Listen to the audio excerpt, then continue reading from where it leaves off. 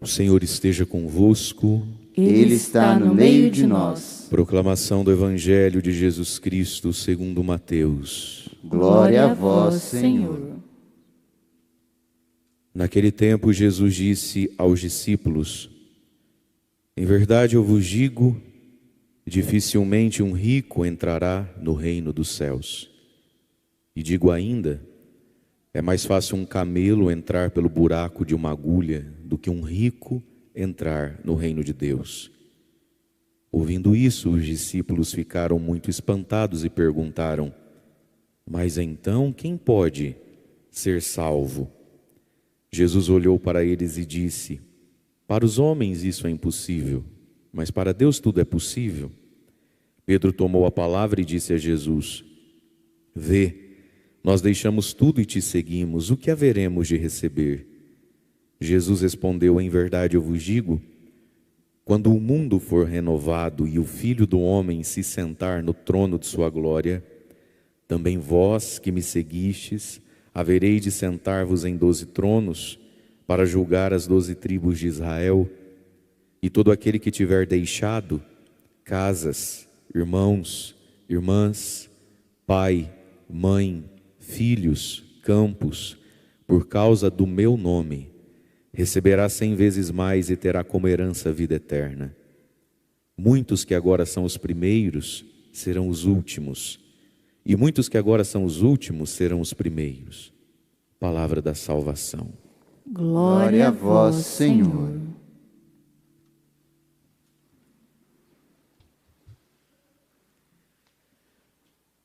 Irmãos e irmãs, o Evangelho de hoje é o desabafo de Jesus. Na Bíblia nós vamos encontrar algumas poucas vezes no Evangelho Jesus desabafando, deixando os ombros cair, a barriga estufar e a cara entristecer. Esse é um dos desabafos de Jesus. Em verdade eu vos digo, dificilmente um rico entrará no reino dos céus. Vocês querem saber? Está mais fácil um camelo passar no buraco da agulha do que um rico entrar no reino de Deus. Foi um desabafo isso aqui por causa do evangelho de ontem, o jovem rico, o que ainda me falta, e ficou faltando para sempre, porque insistiu em se apegar no que tinha, né? O evangelho tão triste do jovem rico, que tinha tudo, mas bateu na trave, porque era apegado nas coisas, porque não amou a Deus sobre todas as coisas, nem apostou que em Jesus e com Jesus ele seria feliz. E então no evangelho de hoje Jesus faz esse desabafo, um desabafo que escandalizou os discípulos, quando Jesus disse: então, em verdade eu vos digo, dificilmente um rico entrará no reino dos céus. Digo mais, é mais fácil um camelo passar no buraco da agulha do que um rico entrar no reino de Deus. Pequeno parêntese cultural para a gente entender melhor o que Jesus falou. Talvez muitos de nós, quando escutamos aqui que o camelo passa ou não passa no buraco da agulha, a gente imagina o bicho e imagina uma agulha, né? E o buraquinho da agulha ali, que seja, é impossível também.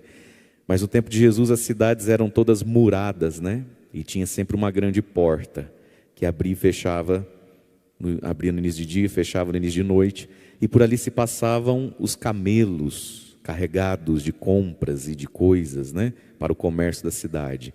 Mas ao redor tinham portinhas chamado agulha, também por causa da agulha, né?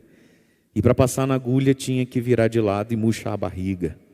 E não podia passar com grandes coisas nas costas. Então assim eles evitavam a sonegação. Tinha que passar na porta. O que você comprou, o que você vendeu, o que você está trazendo, o que você está levando.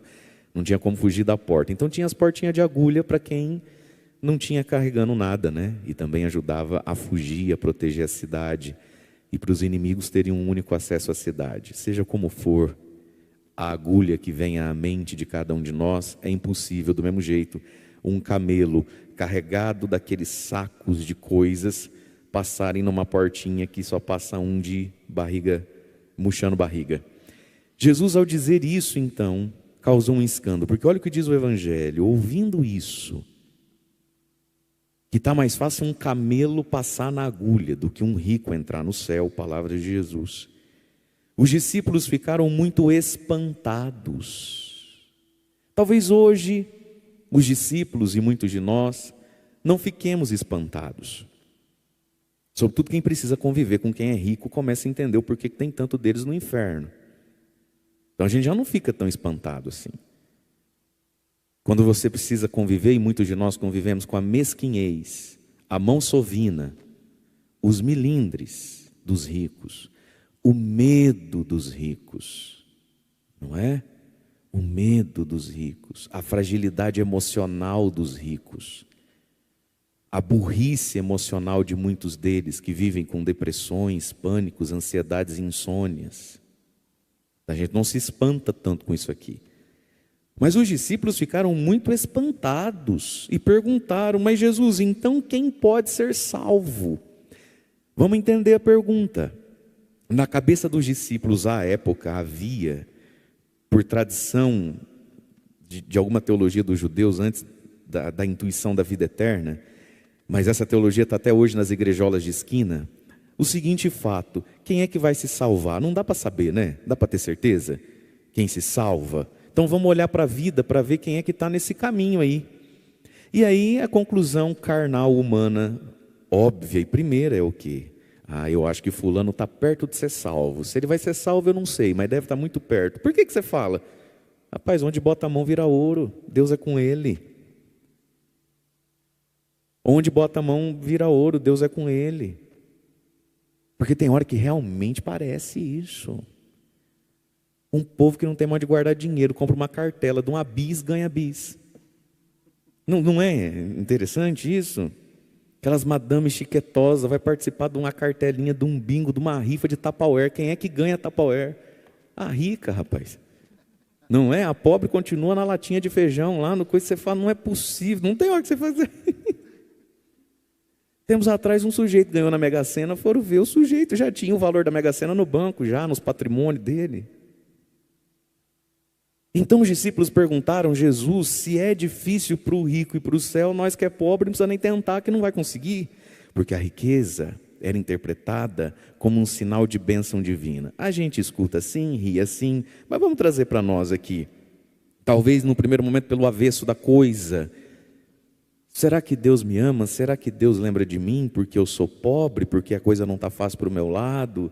Porque talvez nós vamos ter que vender isso aqui para pagar o banco, para o banco não levar tudo? Então, às vezes há em nós uma tristeza e uma desconfiança de Deus, pela nossa simplicidade, talvez pela riqueza dos outros. Talvez isso aqui está na cabeça de muita gente ainda. A idolatria das coisas. E muita gente idolatra as coisas e usa Deus para a idolatria das suas coisas, né? Tem gente que busca em Deus aquilo que chega a ser perigoso. Veja, meus irmãos, será que muitas vezes a gente não pode estar gastando uma quaresma de São Miguel à toa, pedindo a Deus aquilo que pode nos dificultar a entrar no céu? Olha que interessante esse evangelho. Os discípulos tinham isso na cabeça: se o rico vai ter dificuldade de se salvar, se o rico, porque é rico, não é 100% amigo de Deus, o pobre então está ferrado. E aí Jesus vai dizer: para os homens isso é impossível, né? Ou seja, para a cabeça mundana é impossível que Deus é amigo do pobre, não necessariamente amigo do rico. É impossível para a cabeça humana que possa haver mais presença de Deus no arroz, feijão, ovo frito, do que em certos banquetes. Para a cabeça do homem é impossível que alguém, que Deus não esteja nem aí com quem é muito poderoso e seja muito amigo e próximo dos pobres. Mas para Deus, tudo é possível. Para Deus é possível ser amigo do pobre. Para Deus é possível se revelar aos simples. Para o ser humano não faz muito sentido. Mas para Deus, Deus não tem o problema que nós temos, porque Deus não enxerga como nós enxergamos a vida, as coisas. E aqui está o processo da conversão, da metanoia, da mudança de mentalidade, do nous, da noia da nossa cabeça. O que é que a gente valoriza? Pelo que é que a gente sofre? Talvez a gente possa estar indo diante de Deus com umas angústias, uns sofrimentos e umas perguntas, que Deus olha para a gente e fala: você se importa com isso? Isso te faz sofrer, minha filha? Isso te deixa inquieto, garoto? Você jura? Eu não estou nem aí com essa paçoca, você está... A mentalidade de Deus em nós, meus irmãos. Quem como Deus? Quaresma de São Miguel. Quem como Deus? Ninguém como Deus. Nem o dinheiro, nem o patrimônio, nem a riqueza, ninguém como Deus. E é por isso então que Jesus vai dizer: em verdade vos digo, dificilmente um rico entrará no reino dos céus. E aqui, vamos usar um pouquinho da primeira leitura. Livro dos Juízes, vai falar hoje de Gideão. Gideão que foi chamado a libertar o povo, lá no versículo 12, o Senhor está contigo, valente guerreiro, você vai libertar o povo, né? E aí então, Gideão faz uma pergunta que a resposta seria longa e Deus não quer responder. Ele diz: Senhor, se o Senhor está conosco, me diga, por que aconteceu tudo isso com a gente? Onde estão as tuas maravilhas que nossos pais contaram, que o Senhor fez lá no Egito? Deus não responde. Deus não responde. Ele perguntou para Deus: Senhor, se o Senhor é conosco, por que é que estamos assim? Cadê os milagres que tu fazias no Egito, que o meu pai me contou? Deus não respondeu. E aqui eu entendo que tem hora que a gente faz pergunta que Deus não vai responder, porque não muda nada saber também, se é que dá para saber. Deus só olhou para o Gideão, versículo 14, e diz assim: então o Senhor voltou-se a Gideão e disse: vai, e com essa força que tu tens, livre Israel da mão dos madianitas, sou eu que te envio. Como se Deus estivesse dizendo assim: cala a boca, Gideão, não pergunta o que você não precisa saber. Não pergunta o que você precisa saber. Vai, e com essa força que tu tens. Olha, onde é que está a força? Em você, em mim. A graça de Deus ativa algo que está em nós. Sem Deus nós não somos nada, isso é verdade. Mas você precisa entender que Deus coopera com a força que está em você. Vai, Gideão, e com essa força que você tem, eu te envio. Com a força que você tem, eu vou com você. Você vai resolver as coisas que você está me perguntando. Vai com a força que tu tens. Meus irmãos, não é bonito porque é pecado. E é pecado porque é feio. Esse espírito de coitadismo, de não consigo, de não consigo, de não consigo, de não consigo.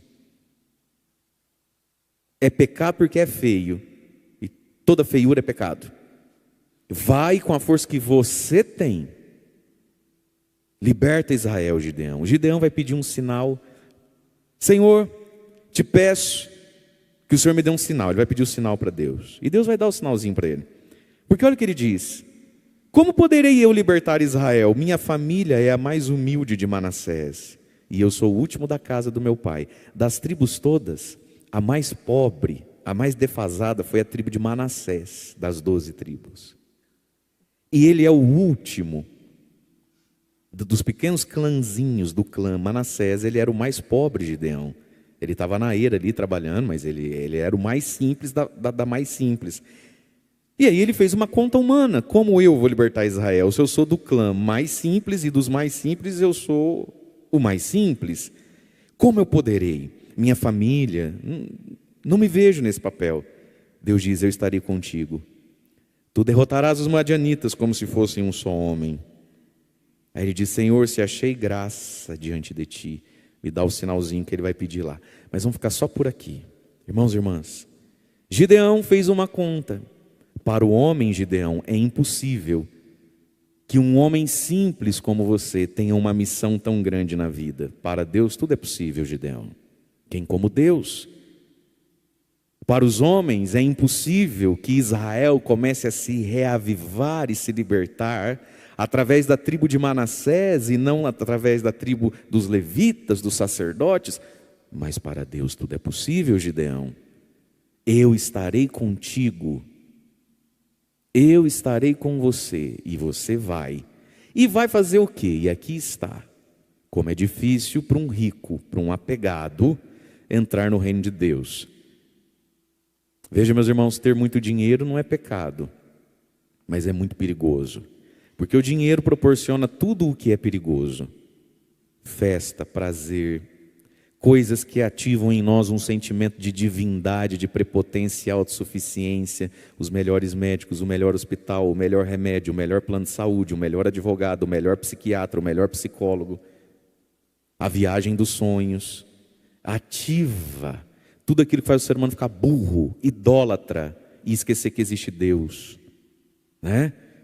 E que precisa entrar na fila da comunhão e da confissão igual o pé rapado. Mas o problema são os apegos. Mas também tem pobre apegado.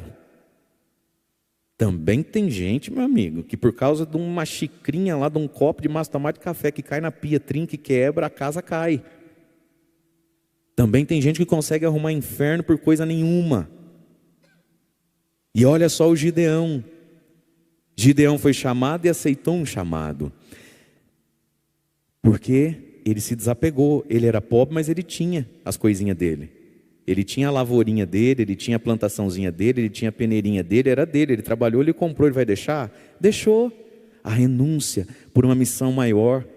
O reino de Deus, irmãos e irmãs, e as coisas boas que Deus quer fazer no mundo necessitam de pessoas que se desprendem.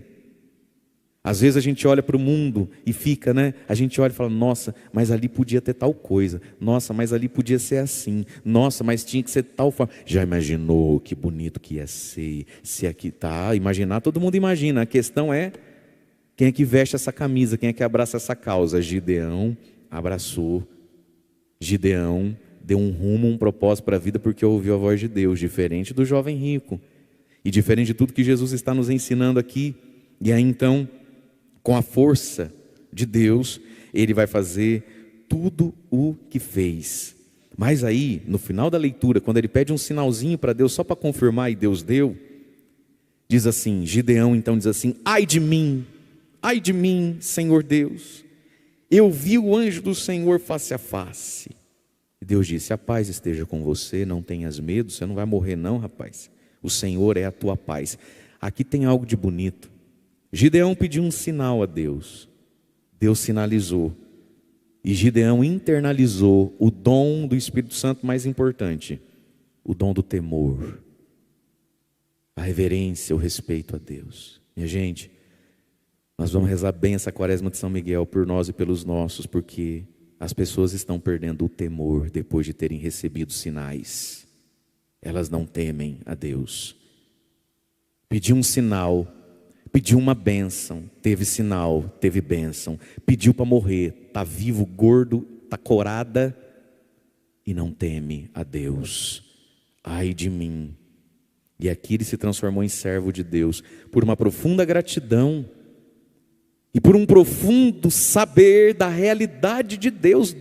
Ele experimentou Deus, mas gente, tem coisa mais triste do que experimentar Deus e não temer a Deus? Não tem, porque é possível experimentar Deus e não temer a Deus.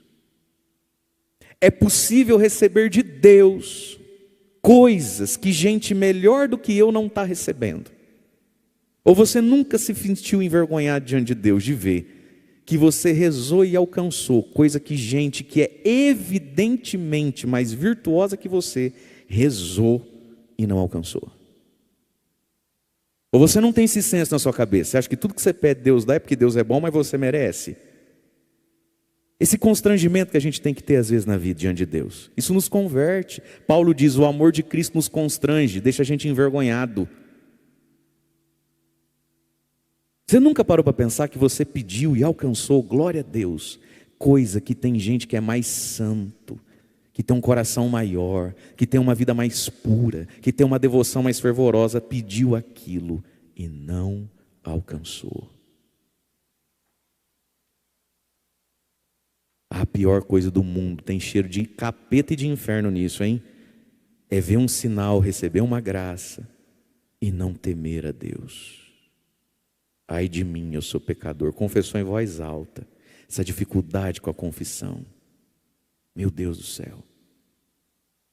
Essa falta de temor a Deus, ao Deus que salva e dá sinais, né? Gideão aqui dá para nós então um exemplo de fé, de desprendimento e de temor. Mas vamos voltar lá no Evangelho. Quando Jesus disse então, dificilmente um rico entrará no reino dos céus, vamos entender essa expressão, o que é entrar no reino dos céus. É sim e é também a vida após a morte no céu.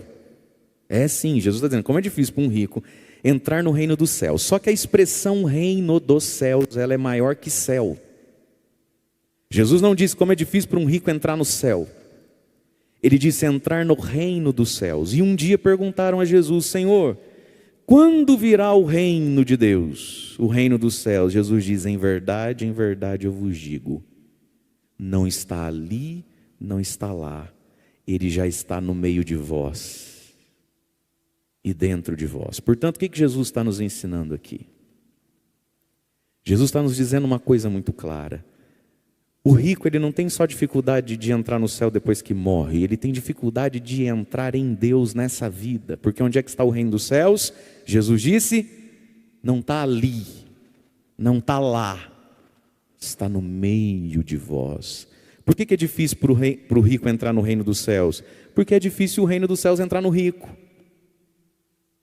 A mentalidade da qual Jesus hoje está nos alertando, ela tem dificuldade de entrar na dinâmica de Deus. Como é difícil para o rico entrar na dinâmica de Deus. Porque onde é que começa o céu, que se Deus quiser nós vamos entrar um dia? Começa quando a gente morre? Começa agora. Na verdade começou ontem, nós estamos atrasados. Entrar no reino dos céus. São Francisco de Assis, riquíssimo. Quando é que ele entrou no reino dos céus? No dia que ele morreu? No dia que ele aceitou Jesus na vida dele. Ele entrou no reino dos céus, ele entrou numa nova lógica, num novo jeito de se relacionar com as pessoas, com a riqueza que ele tinha, com o patrimônio que ele tinha, com os pobres de Assis, com a igreja que ele não ia. Ele entrou no reino dos céus, na presença de Deus nesse mundo aqui. E aí Jesus está dizendo, como é difícil para o rico entrar nessa dinâmica, porque essa dinâmica não entra nele. E a gente vê isso na nossa vida. A choradeira que é, rapaz. Não é verdade? Olha, quando precisa fazer alguma coisa para ajudar alguém, para a igreja. Gente, a grande maioria da caridade que é feita no mundo, do bem que é feito no mundo, é patrocinado pelo próprio pobre. São os pobres, os médiozinhos e os remediados que financiam e patrocinam a grande maioria das coisas boas que existem no mundo. Você quer ver quando tem uma festa de igreja? A choradeira dos ricos. Pobre não chora, dá com alegria. Chora de não poder dar mais. O rico, às vezes, ele tem uns atos falhos que ele não percebe que ele é bobo. E que ele está pagando mico na nossa frente. Né? Então está lá o sujeito, assalariado, comprando 2, 3 cartelinhas da igreja, com alegria, com gozo de fazer parte, de ajudar nas coisas. Do lado está o patrão, está a patroa, que tem, mas tem muito. Claro que não vai comprar 2 ou 3, né? Com muita chantagem emocional, compra 5. Diz, porque não está fácil. Essa crise. Você olha. Ai, Jesus amado, né? Você não pode rir na cara da pessoa assim, porque senão você até ofende. Não entra na dinâmica do reino, não sente o reino, não percebe o reino, não saboreia o reino, é bobo, é tacanho, é mesquinho. E é isso que Jesus está dizendo e a gente tem que cuidar. Quais são os nossos apegos e riquezas, ainda que a grande maioria de nós sejamos pobres, que nos impede de entrar no reino do céu? Você não está vendo o reino acontecer? Você não quer fazer parte dele?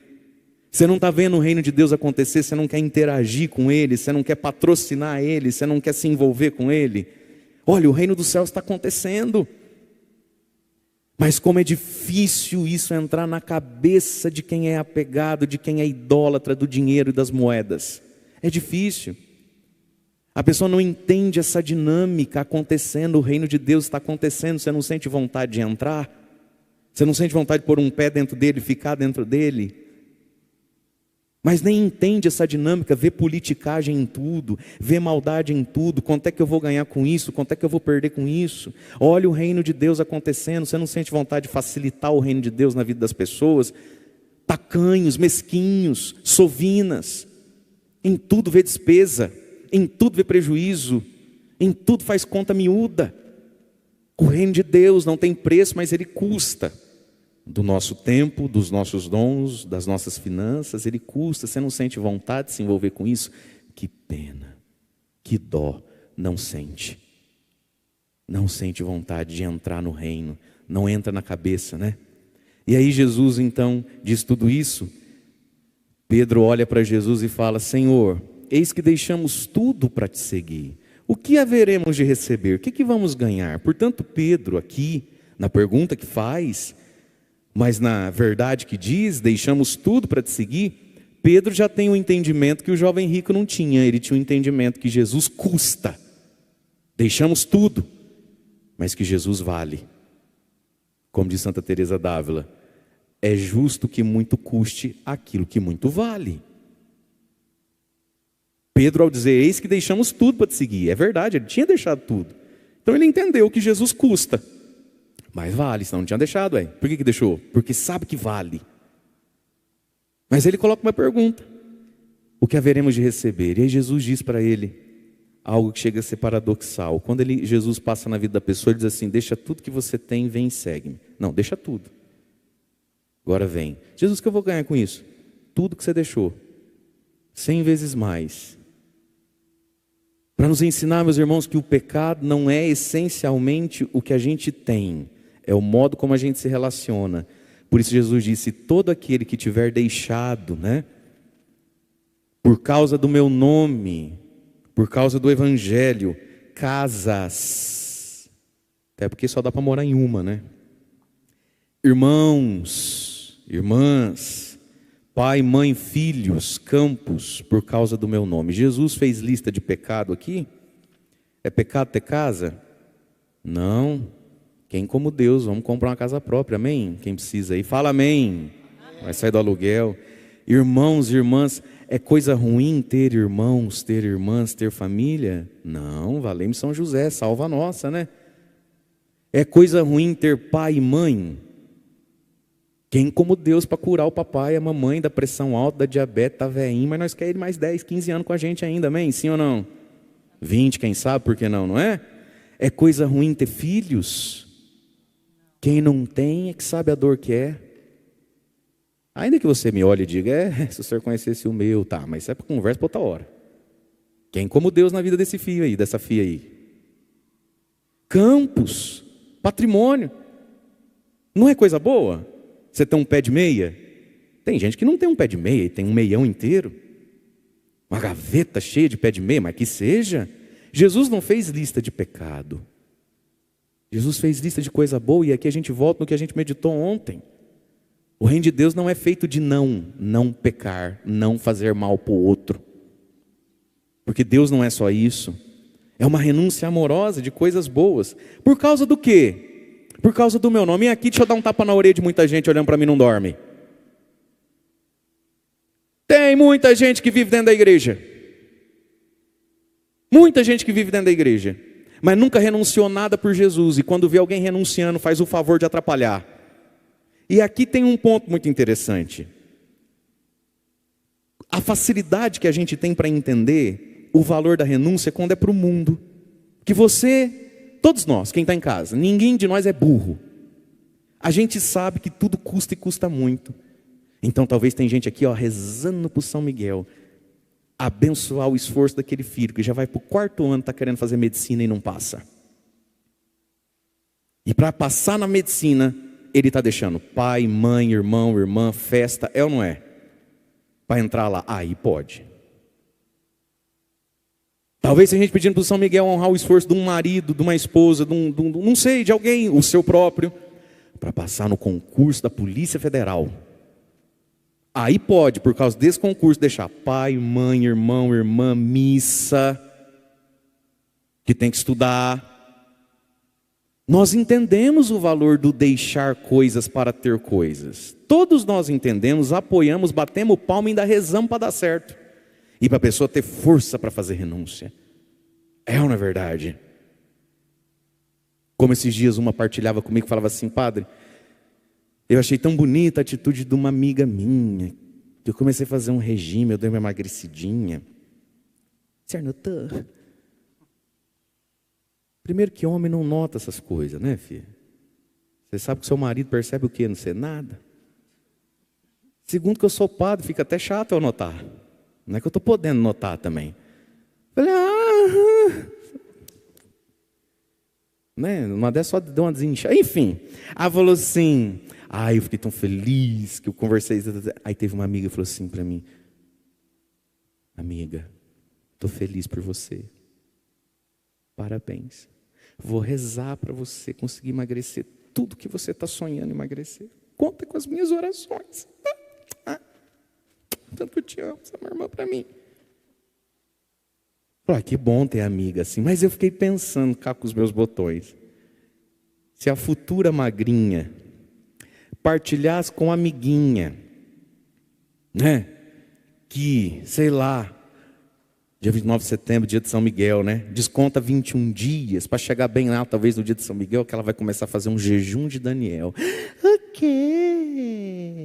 Ai, agora não pode nem sair com a gente. Ai, eu vou ficar em casa, que eu estou fazendo, né? Estou de jejum, se eu for, eu acabo comendo. Vou ficar em casa hoje. O quê? Abandonar as amigas, abandonar a família, porque esse negócio de Deus, que Deus é esse? Mas se for para afinar a cintura e arrebitar o glúteo, conta com as minhas orações. Todos nós entendemos e sabemos que na vida tem hora que é hora de deixar a casa, deixar o pai, deixar a mãe, deixar os irmãos, senão a vida não anda. É ou não é verdade? Se você andou um pouquinho na vida, foi deixando até gente para trás, no sentido bom dessa palavra. Quando é para Deus, não precisa. E aí a gente, maluco que somos, acreditamos que tudo para ter e ganhar, primeiro eu deixo outras coisas. O reino de Deus não. A gente não deixa nada e mesmo assim ele vai acontecer e cair no colo da gente. Ou falta um parafuso na nossa cabeça, ou falta temor a Deus mesmo. E como é triste, gente que vive dentro de igreja, orando, rezando e torcendo pelas coisas do mundo que são boas, que perder uns quilinhos, às vezes faz bem, né? Para pressão, enfim. Mas são os primeiros a desestimular tudo quanto se refere à fé. Tudo quanto se refere ao reino. Como é bonito só assistir o reino de Deus. Como é bonito ser crítico e exigente para com o reino de Deus que os olhos veem, sem estar disposto a fazer parte dele, a renunciar a nada para estar com ele. Mas Jesus disse: todo aquele que tiver deixado essas coisas, vai ter dessas coisas 100 vezes mais, e a vida eterna é o ter sem possuir, é o ter sem se agarrar, é o ter sem se escravizar no que tem. E esse ter é sobretudo, meus irmãos, um sentimento, um saber de que nada nos falta. Porque se hoje você diz que assim, nada me falta, então você tem tudo. Até o que você não tem, você tem. Porque se você diz nada me falta, não é? Meu pai uma vez me ensinou isso. Falou, passando de carro, você está vendo esse tanto de milho? Falei, tô. Você gosta de milho? Falei, gosto. Quantos milhos você precisa comer? Essa não é uma pergunta que se faz para alguém que era, né? Daquele tamanho. Eu pensei logo uns 12, 15. Não, mas fica chato. Sei lá, uns 3, 4, a bandejinha. Falei, então, meu filho, se você tiver 3 ou 4 milho para comer, comeu o milho, gostou do milho, todo esse milho é teu. Porque se você não sente falta, é teu. Não fique inquieto pelos outros. Só não precisava de 4. Está vendo aquelas vacas lá, aqueles boi? Quanto leite você precisa por dia? Um copo? Então todas essas vacas é tua, você não tem um copo de leite? Então as vacas são suas.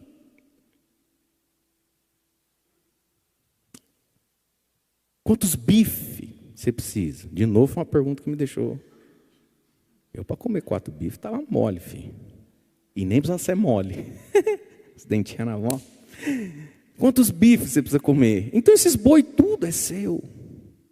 Fica olhando porque é dos outros, não. Fica se matando para ter vaca, você já não tem um copo de leite? Só que ao falar assim, muitos devotos de Padre Mário, por dentro estão dizendo, também não é bem assim não, seu padre.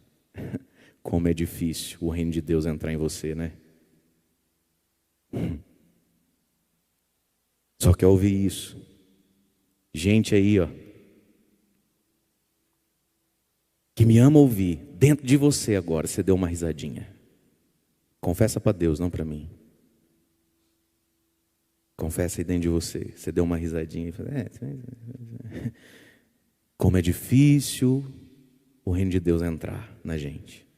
A dinâmica, a lógica, a perspectiva, o olhar e o relacionar-se com a partir dele.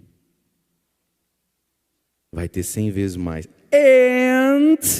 E a vida eterna, né? Quer coisa melhor? Deus me livre e guarde, meu irmão, minha irmã, de perder a vida eterna, de não participar dessa vida eterna aqui e terminar no quinto dos infernos, para ir atrás de um leite que eu já tinha, para ir atrás de um bife que nem cabe no bucho mais. E olha o que Jesus vai dizer, dentro dessa lógica de Deus que é tão diferente da nossa. Ele diz para os seus discípulos, muitos que agora são os primeiros, vocês ficam aí bajulando, pagando pau, muitos que agora são os primeiros, filho, serão os últimos. Está falando do céu, mas está falando também de uma dinâmica que acontece na vida, hein? Quantos eram os primeiros e hoje são os últimos, hein? E muitos que agora, nesse instante, são os últimos, ninguém dá nada, nem percebe, passa desapercebido no meio da multidão, serão os primeiros, também na vida eterna. E aqui está, meus irmãos, o céu é um lugar de surpresas. A gente vai chegar no céu e falar assim, cadê fulano? Não veio. Você fala, mentira! Pois é, está lá embaixo lá. O céu vai ser o lugar onde também a gente vai olhar lá embaixo, procurando alguém, não vai ver. Quando olhar do lado, fala, você aqui? Pois é, eu vim. Mas o céu também é o lugar da surpresa. No céu, muitos que agora são os primeiros. Lá no céu vai sentar na última fileira lá, ó. Vai ficar em pé no fundo. Melhor lá do que no inferno, né? E muitos no céu que passaram a vida na última fileira, em pé. Ninguém dava muita coisa, ninguém via muito brilho, a ponto de dizer, imagina, chega aqui, senta, não, eu fico em pé, senta. Gente que passou a vida sem ninguém puxar uma cadeira para ele. No céu senta na frente, porque Deus enxerga diferente. Agora, qual é a boa notícia? Qual é o evangelho? O evangelho é boa notícia. Qual é a boa notícia? Deus é diferente de nós, mas nós pela conversão podemos ser igual a Deus. Essa é a boa notícia. Saber que nós podemos mudar a nossa cabeça, o nosso coração e a nossa alma. Esse é o evangelho. O evangelho é boa notícia, é uma notícia alegre. A notícia alegre é, se eu enxergar e viver como Deus pensa as coisas, eu serei mais feliz já aqui. Porque eu acredito que todos nós que pudéssemos aqui testemunhar, que saímos da tristeza, que saímos às vezes de um sentimento de morte, saímos de lá por quê? Porque a gente mudou a nossa cabeça, nada mudou, só a cabeça mudou, foi ou não foi? O que foi que tirou muita gente do fundo do poço? Poço continua existindo e fundo, gente para jogar lá também. As circunstâncias muito iguais. O que é que nos dá o evangelho, boa notícia? Aqui, ó, conversão, metanoia. Hoje é terça-feira, meu irmão, e eu não sei na fila do pão se você é o primeiro, se você é o último, está no meio. A questão é como é que você enxerga o dia de hoje. Se com o escândalo de quem aposta tudo na matéria e nas coisas, se com a leveza do Cristo. É isso que muda o dia de hoje. E às vezes, se prepara, não quero desanimar ninguém não. A gente garra nas asas do Miguel, nem deixa voar, coitadinho, 40 dias ouvindo a gente, pedindo, né? E pode ser que no final dessa quaresma para São Miguel, Deus abençoe você e a mim, não dando nada do que a gente pediu, mas mudando a nossa cabeça. E aí a gente descobre que a gente tem asas para voar, que a gente nem precisava estar no chão há tanto tempo assim, ó. Quando você vê como Jesus vê, pensa como Jesus pensa, sente como Jesus sente e valoriza o que Jesus valoriza, as asas sobem e a gente começa a voar. Vamos ficar em pé.